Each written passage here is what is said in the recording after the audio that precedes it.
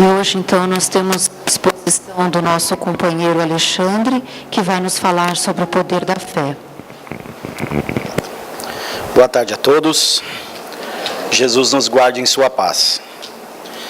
No Evangelho segundo o Espiritismo, o Kardec monta esse livro de que forma? Ele pega alguns textos bíblicos, reúne esses textos em alguns trechos, e depois ele faz primeiro um estudo e coloca ali a sua reflexão, então, a forma que ele havia entendido aquilo, e depois disso as instruções dos Espíritos. Então são comentários também dos Espíritos. Então a gente tem o ensino de Jesus, o ensino moral de Jesus, depois nós temos em seguida o comentário do Kardec, né? E logo depois as instruções dos Espíritos falando sobre aquele texto.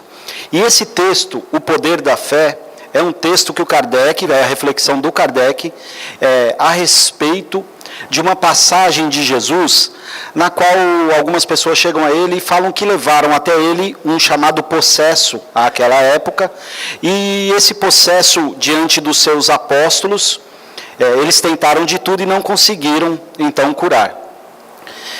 Quando apresentaram então para Jesus, Jesus expulsa os chamados espíritos impuros, e os apóstolos curiosos falaram: mas Senhor, por que nós não conseguimos fazer o mesmo que você?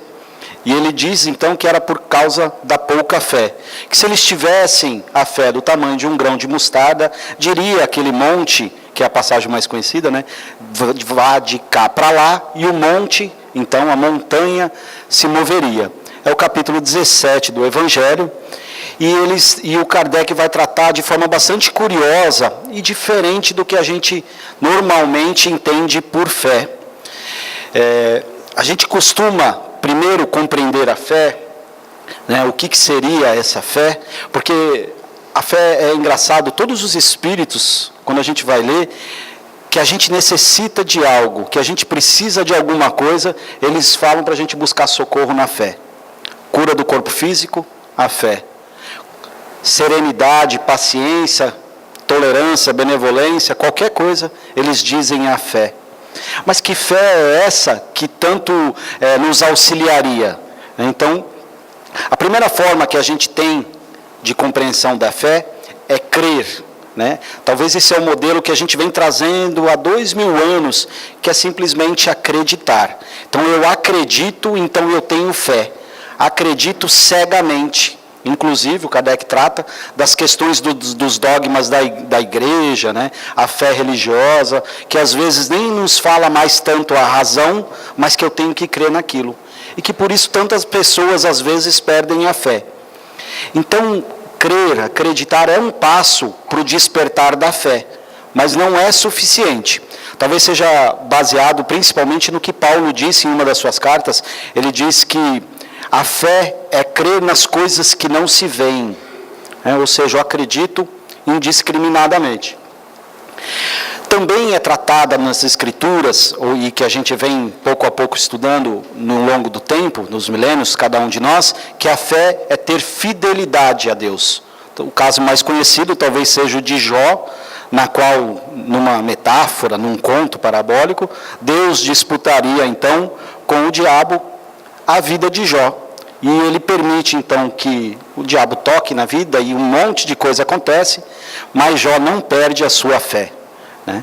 O pai da fé, então, também temos Abraão, na qual ele leva seu filho para ser imolado, entregando, e Deus, então, no último minuto, diz que não seria necessário. Então é essa fidelidade, independente das circunstâncias, independente do que está acontecendo, eu me mantenho fiel a Deus. É por isso que Jesus, em muitos pontos, vai dizer que a união da criatura com o Criador é justamente de fidelidade, que ele vai chamar de casamento. As bodas, né?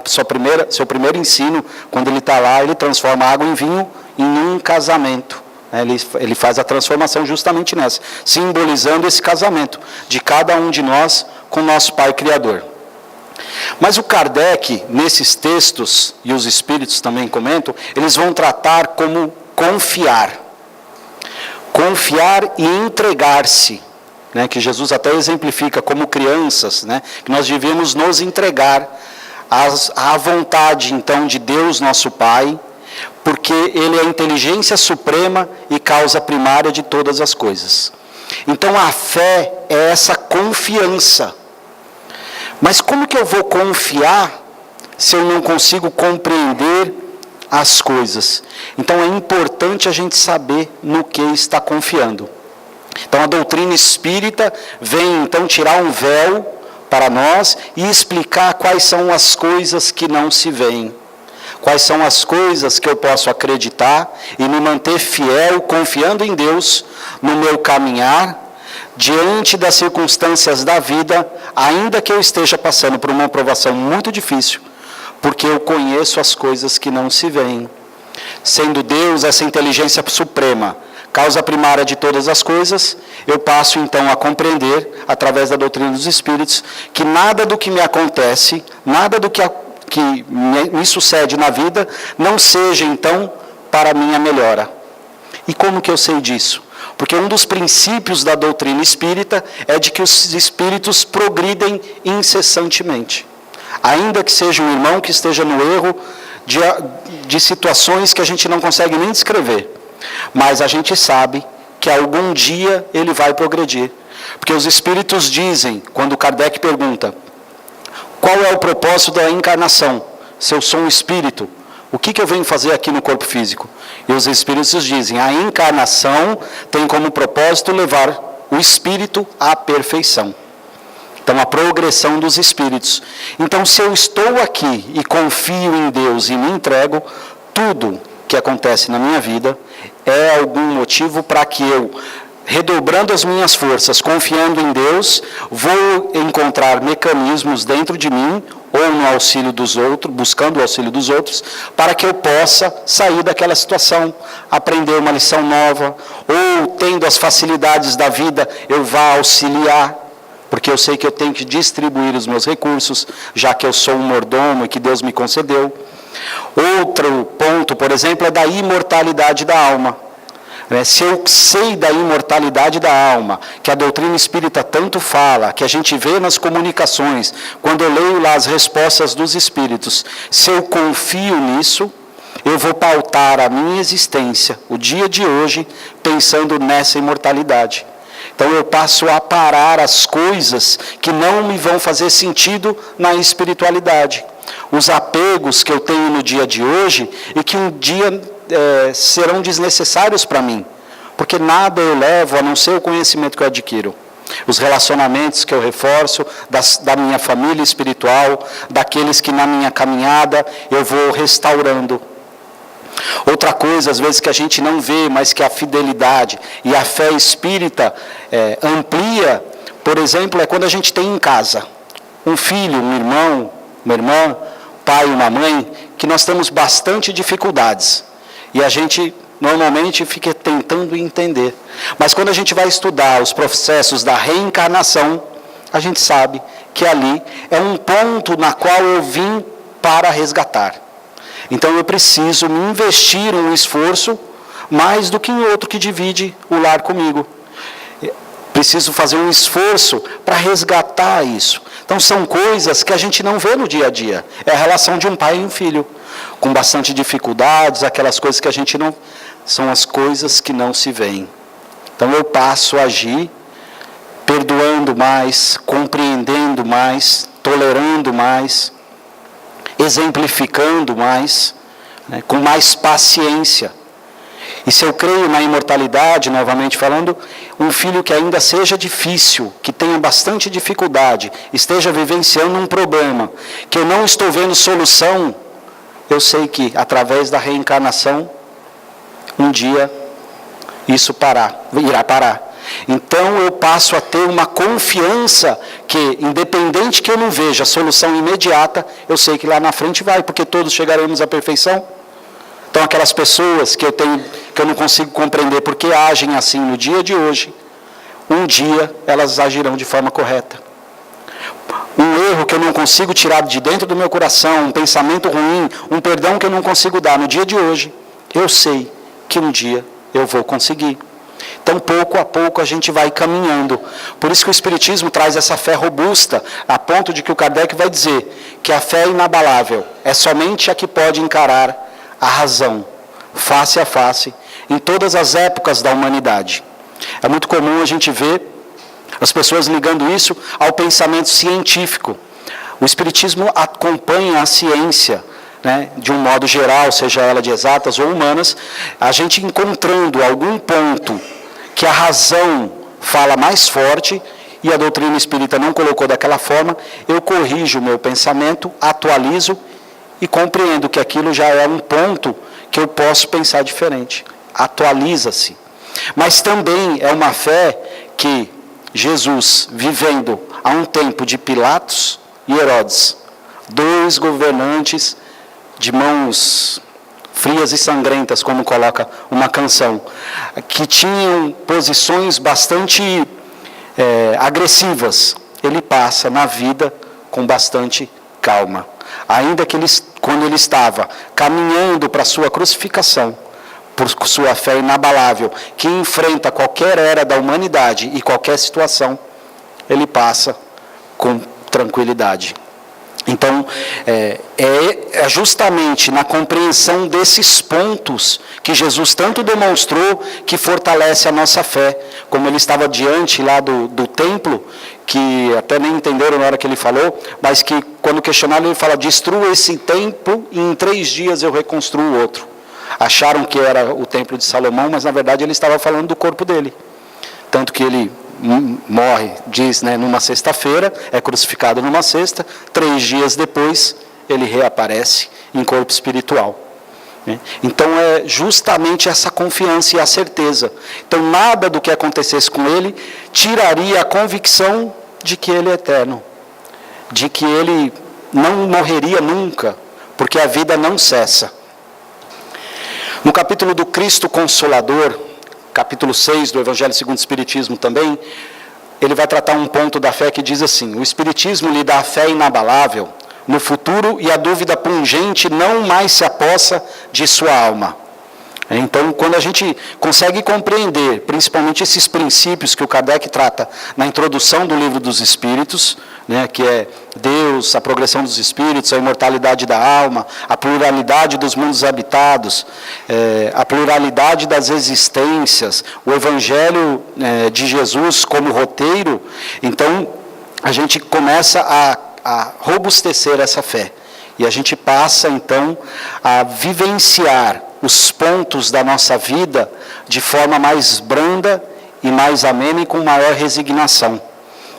Então ele vai dizer, fazendo-o ver as coisas do alto. Então quando eu penso da imortalidade, o meu problema que está aqui pertinho hoje, se eu estou passando uma dificuldade financeira, quando eu vejo e falo assim, não, isso é importante para o aprendizado do meu espírito. Hoje está difícil, mas amanhã eu vou sair ganhando. Então é lógico que eu vou buscar os recursos para sair da situação. Eu vou tentar compreender o que está me levando àquilo. Se é uma imprevidência minha, porque eu estou gastando demais, ou se é alguma coisa que eu tenho que fazer para melhorar as minhas condições de conforto. Mas com a certeza de que, se eu faço dentro das leis divinas, me utilizando da lei moral sem atropelar ninguém, eu vou ter um ganho no futuro. Com resignação, esperando o que é meu, com paciência, calma, compaixão daqueles que passam também pela mesma situação comigo. Então eu começo a ver do mais alto, eu começo a perceber as coisas de uma forma mais branda. Né? A gente tem um exemplo do Chico, que como ele via assim, conta que o Chico, quando ele recebia a carta das mães, a carta dos filhos que entregava para as mães, quando elas buscavam ele naquele momento, a primeira coisa que aquela mãe, quando chegava, não era a carta que ele ia falar, ou da imortalidade, ou qualquer outra coisa. Ele sentia dentro de si mesmo, porque ele colocava aquela dor no seu coração e abraçava, porque ele tinha... ele sabia da dor que aquela mãe estava sentindo. Ele já compreendia essa saudade que as mães tinham. Então ele abraçava cada uma delas e chorava um pouco com cada uma. Recebendo e entregando o seu coração naquele momento, para depois, então, se fosse permitido pela espiritualidade, entregar uma comunicação daquele filho, porque ele tinha também a certeza e a convicção de que a vida não cessa, mas ele tinha aquela compaixão despertada justamente por essa fé, desses sentimentos, né, de que só a compreensão dos meandros da vida, né, quem já vivenciou essas coisas consegue compreender a dor do outro, né? E aí ele vai continuar, a importância das vicissitudes terrenas, então você passa a entender, as vicissitudes são os viés da vida. Então uma hora eu estou com facilidades, outra hora com dificuldades. Uma hora a minha vida está muito boa, outra hora eu estou com bastante problema, né? É muito comum às vezes a gente orar pedindo paciência. E não existe uma forma de desenvolver a paciência, quando a gente pede para Deus, se não for Ele mandando problemas. Só assim eu vou me testar. Então a gente tem que tomar cuidado até com o que pede. Porque às vezes a gente está pedindo paciência e aí começa a aparecer coisa, né? Problema daqui, problema dali. Mas é justamente, são essas vicissitudes. Eu não vou desenvolver a minha paciência, eu não vou ter calma e tolerância se eu não enfrentar as dificuldades. Tanto que a gente vê esses espíritos, o Gandhi enfrentando uma multidão sem violência. O Divaldo faz uma palestra, Você e a Paz, e uma multidão o acompanha. Por quê? Porque ele já conquistou a paz dentro dele. Quando a gente ouve nas suas palavras, e no seu dia a dia, no modo que ele fala, quando alguém questiona, a gente percebe alguém que já se conquistou a si mesmo, que tem aquela paz dentro de si. Muitos de nós, se montasse, fizesse lá, colocasse Você e a Paz, perturbado às vezes quando a gente ninguém vai, porque a gente não transmite isso, não tem esse sentimento ainda dentro de nós. Então são coisas que essa fé vai transbordando a ponto de que a gente ilumina os outros. E aí as vicissitudes terrenas se perdem no vasto e esplêndido horizonte que o Espiritismo descortina. Então a importância do estudo da doutrina espírita, do Evangelho de Jesus, porque ele vai justamente robustecendo e nos tranquilizando cada vez mais. Porque a gente começa a compreender então o porquê, né, quando a gente lê o Livro dos Espíritos, que vai contar de onde viemos, para onde nós vamos, por que nós estamos aqui, vai explicar o porquê dos sofrimentos, quais são as destinações, e a gente consegue se ver lá. Eu não sou tão bonzinho não, então eu já consigo, como Kardec coloca lá uns exemplos de alguns espíritos, a gente fala, opa, isso aqui é bem parecido comigo. A gente já sabe como vai estar do lado de lá, porque são esses espíritos que vieram contar. Então o Espiritismo descortina esse lado da espiritualidade, que é a nossa vida real, que até pouco tempo atrás a gente não tinha essa consciência completa. E aí então a fé que transporta montanhas, o Kardec vai dizer que a fé não as montanhas não são justamente os morros que a gente fala. O Kardec até fala que o ser humano que conquista essa fé, através do magnetismo, ele consegue curar o corpo, né? Tanto que Jesus muitas vezes dizia, a tua fé te curou, né? Movendo ao seu entorno a ponto de se restaurar, né? A ponto de curar alguém também. Jesus, quando a mulher chega até ele, toca nele, Jesus diz, opa, de mim saíram virtudes. Né? E aí ele vai, então, quem me tocou? Aí Pedro fala, mas está todo mundo te tocando? Como assim, quem me tocou? Mas alguém tinha tocado diferente. Ele vai dizer que é por causa da fé. Ela acreditava que Jesus tinha algo para ela que iria transformar a vida dela. E transforma. E Jesus tem algo para transformar a nossa vida todo dia, a cada momento, se a gente tocar, se a gente for ler os seus ensinos, porque é um espírito que já se conquistou há bilhões de anos atrás e veio nos exemplificar. Então é um roteiro seguro, né, quando a gente vê o Evangelho, que vai justamente transportar as montanhas, que o Kardec vai dizer assim, as montanhas que a fé transporta são as dificuldades. Então, uma montanha que era grande, transforma-se numa planície, ainda que eu continue vivenciando esse problema, porque eu consigo compreender o porquê que eu venho passando por aquilo, ou qual é o desafio que eu tenho nesse momento, e assim por diante. As resistências, a má vontade, porque às vezes a gente fica reclamando, mas não busca solução. Mas se eu consigo perceber que aquilo é para o meu aprendizado, eu removo essa má vontade, paro de reclamar e mãos à obra. Eu vou buscar os recursos para enfrentar. Vou buscar dentro de mim a fortaleza que eu preciso para ultrapassar aquele momento. Em suma, o que encontramos entre os homens ainda quando se trata das melhores coisas, né? Então, às vezes, a gente tem má vontade até quando é para buscar algo bom, né? A gente quer algo, mas não quer. Eu quero uma posição melhor na empresa, mas não quero estudar, eu quero a posição. Aí eu busco e não faço o esforço, né? Estou dando um exemplo da vida física, do dia a dia, mas a gente não faz esforço, não quer esforço nenhum. Eu quero um futuro espiritual perfeito, mas eu não quero fazer a transformação. Quero continuar egoísta, orgulhoso. Eu não quero me dilapidar. A gente estuda e aí fala, isso aqui é bom para não sei quem, isso aqui é bom para não sei quem. E a gente vai pontuando as pessoas do que a gente lê. Então a gente tem, às vezes, até com as coisas boas. E quer continuar estacionado. Então a importância da gente remover essa falta de ação da nossa vida.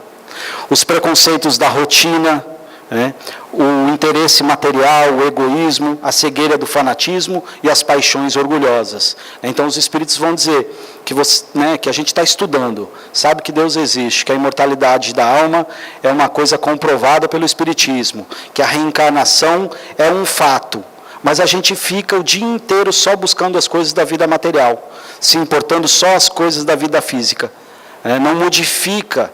E se eu sei da reencarnação a ponto de confiar, eu vou transformar minha vida hoje.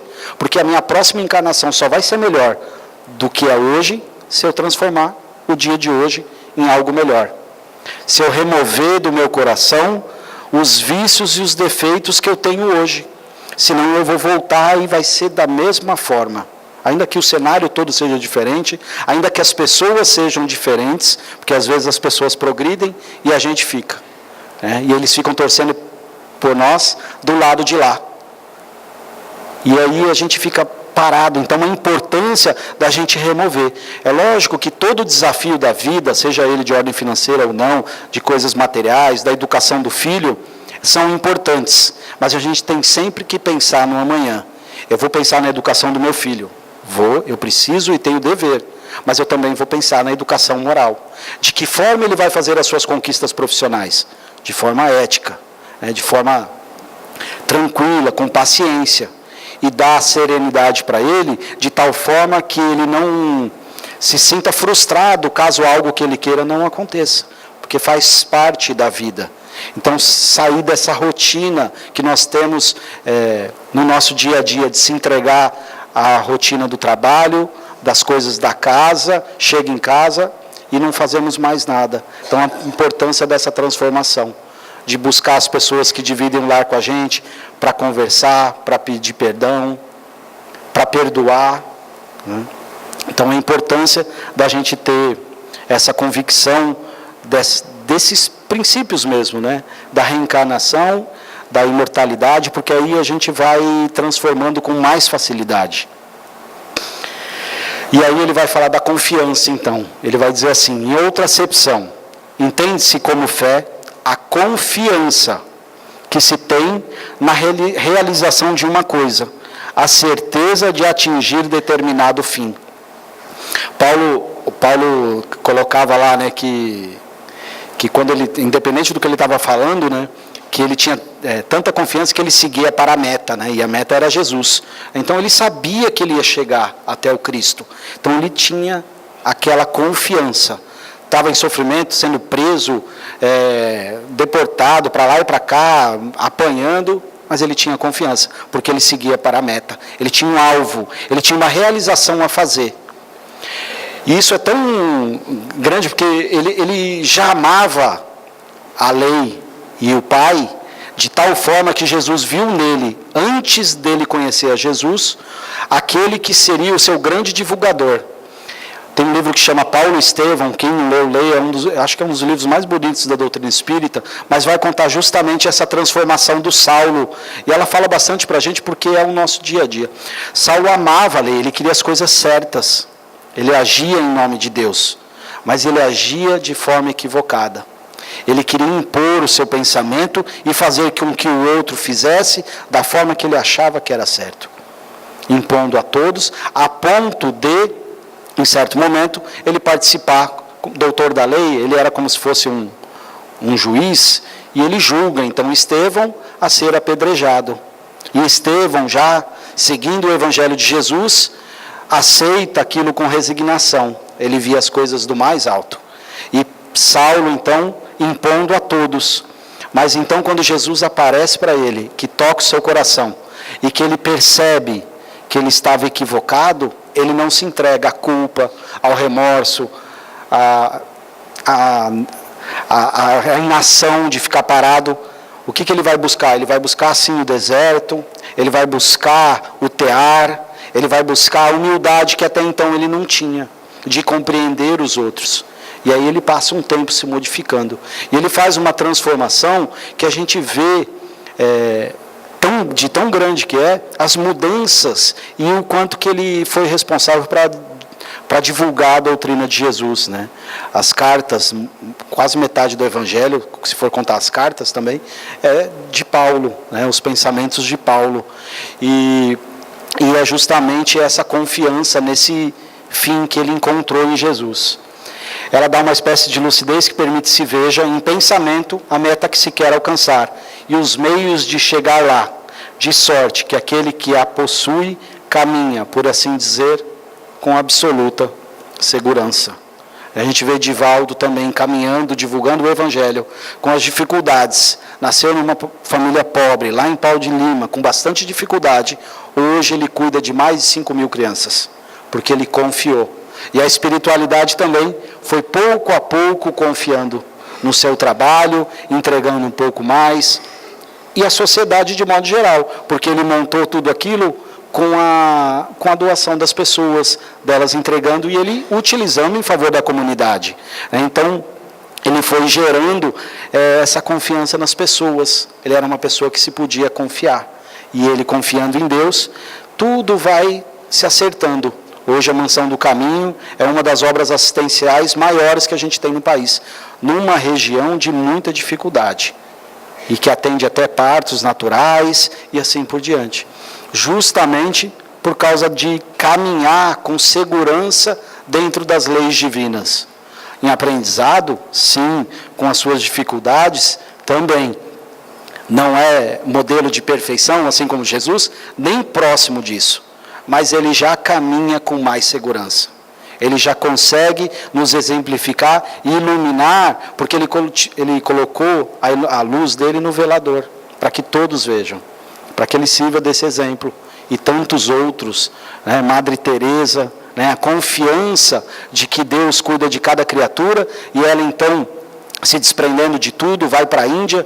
Tem uma parte, um momento da vida dela, que ela estava com uma criança, coberta de chagas, então, e ela cuidando daquelas feridas. Um repórter que a acompanhava estava falando um pouco da vida dela, e aí ele fala: nossa, eu não faria isso por dinheiro nenhum no mundo. Ela olha para ele e diz: pois eu também não, mas por amor eu faço.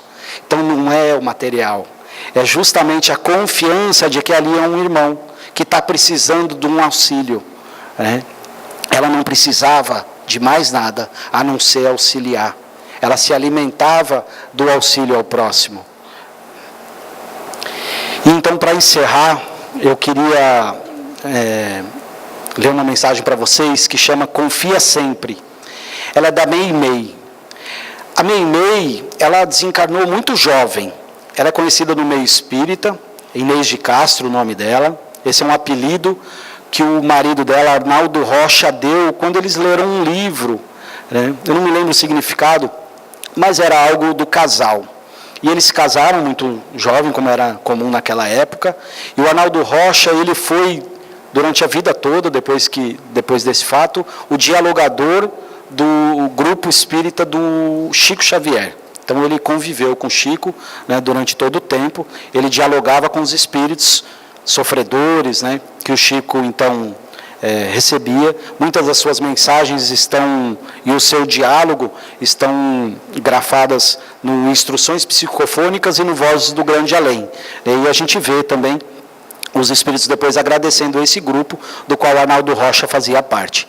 Mas o Arnaldo Rocha conta que ele era um jovem bastante revoltado, que curtia a sua juventude e assim por diante. E aí ele conhece a Mei Mei, se apaixona e casa. E aos 21 anos ela desencarna.